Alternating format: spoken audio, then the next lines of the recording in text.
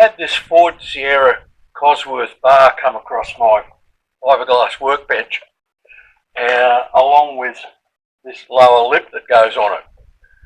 A very specialised product, not many Ford Sierra Cosworths in Australia. And I've come across a problem that is very common with fiberglass body kits for race, particularly for race cars, but road cars as well. And that is, and you'll all be aware of this, they don't fit. This Eleanor replica Mustang, built in Australia and totally from scratch, is a classic example of that. The guy did the right thing. The chassis, the panels, everything are all brand new parts put together exactly according to the specifications of the car. The guy did the right thing. He bought the dearest Eleanor body kit that you can buy, got it out here, put it on the car, and it was a complete misfit. I spent 5 weeks working on this car, just altering the fiberglass body kit to make it fit better. Cars, the same car, vary from model to model, but they also vary within model to model.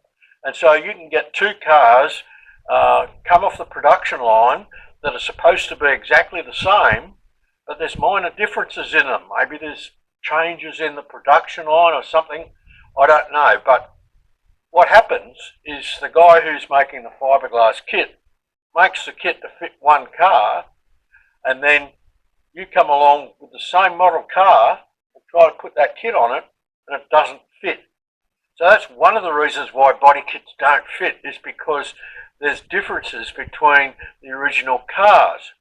And then, of course, when you get into race cars where everything's been heavily modified, the problem becomes even worse.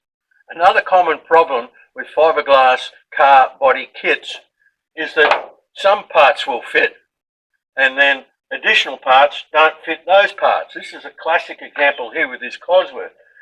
These 2 pieces look like they belong together, but when I tried to put them together, the shape of this lower lip is completely different to the bottom of this bumper bar.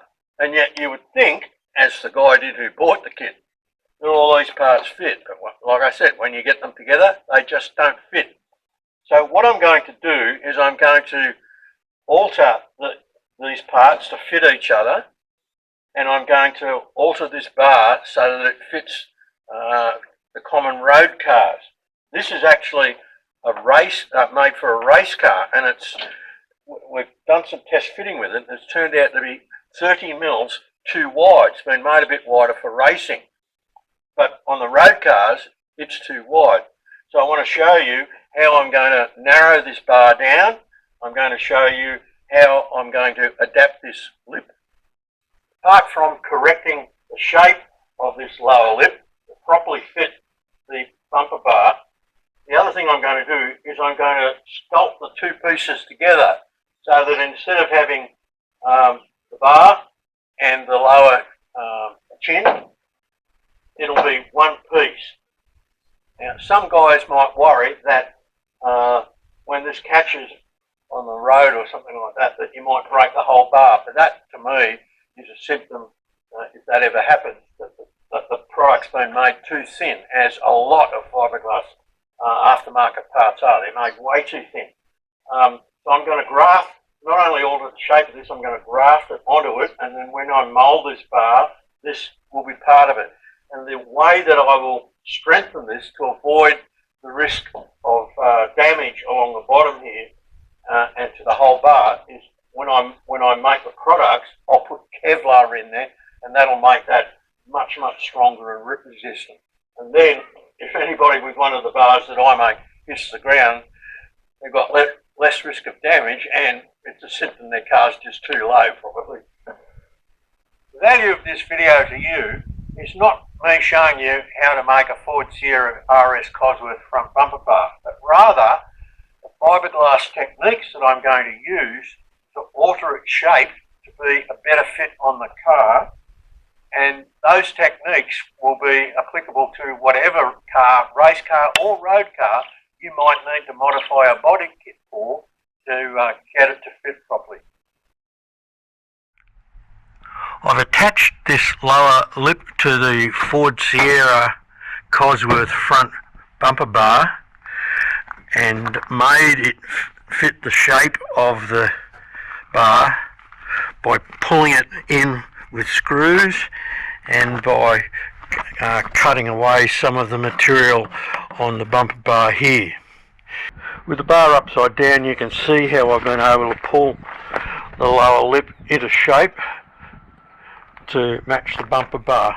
A lot of guys think when they get a poorly fitting fiberglass part that they can just pull it into shape with screws, and that's a mistake, because fiberglass by its very nature and the stranding of the mat in it will always want to go back to its original shape. And what happens is you pull it in with screws and then you've only just got to touch it and spring, out it comes again. So I've left these screws in. I probably won't take them out. I think I'll just grind the heads off them, and I think I may well add some fiberglass here as well just to lock this in, because I don't want to risk taking the heads off those screws and then when I go to mould it, that lower lip pops back into its original shape. Now that I've been able to join the lower lip to this Ford Sierra front bumper bar, you can see there's not that much more sculpting work to be done, just a little bit of filler. Now let's talk about dividing this to make the mould of it. The borrowed moulds from which I made this bumper were divided right on the end here, just the last 100 mil down here. So that was one piece, and then the whole front of the bar, right round to the other side to that point, was the central piece, with the third piece the same as this on the other side. And I didn't like where those mould divisions were done. I thought they were done in the completely wrong place. And because this was such a huge piece with so many complex vents and recesses on it, I had the devil's own trouble trying to get it out of the mould. It took me over an hour just working slowly with wedges and water to get this fiberglass bar out of the moulds that I was using. Because of the shape of this front bumper bar, to me it makes much more sense to divide this mould into three, but instead of doing it right round near the wheel arches, it makes sense to me to put the flanges right down here. That way the end will become a piece on its own right round from here to the wheel arches, and that shouldn't be too difficult to get out. And then the middle will have much less hang up, with only these recesses in the grill opening to have to release, and the other side obviously will come off as well. So this is where I'm going to put my dividing flanges for the mould. Now remember, this is the race version width of this bumper bar, which is 30mm too wide for road cars, and I want to narrow it. A lot of guys will just cut the bar straight down the middle and bring the two halves together, taking the 30mm out here.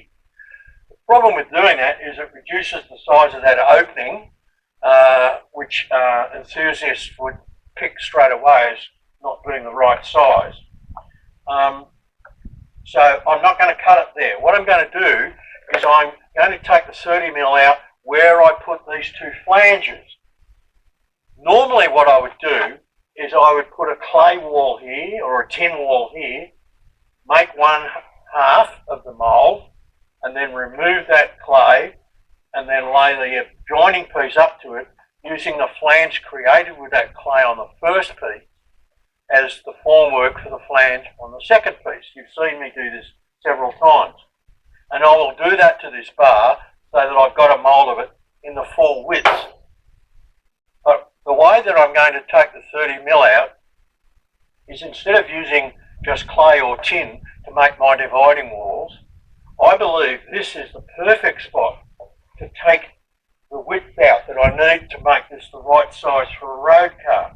And I'm going to take out 15mm either side. This is pretty flat here, there's no curves going this way. So if you cut it here and join it, I don't think it's going to show anywhere near as much as it would if you cut it in the middle. I think you get a little point if you did it there. So what I'm going to do is I'm going to use the formwork that I'm going to create to make the flanges on either side of the grill as the way of taking out that 30 mil. And here's how I'm going to do it. This time, I'm going to make my dividing wall to make the flanges out of 15 mil MDF. It'll take a little fiddly bit of cutting to get the shape right and a cardboard pattern and so forth, but I'll get it right. And so I'll have a 15 mil piece of MDF either side of the grill to create my flanges.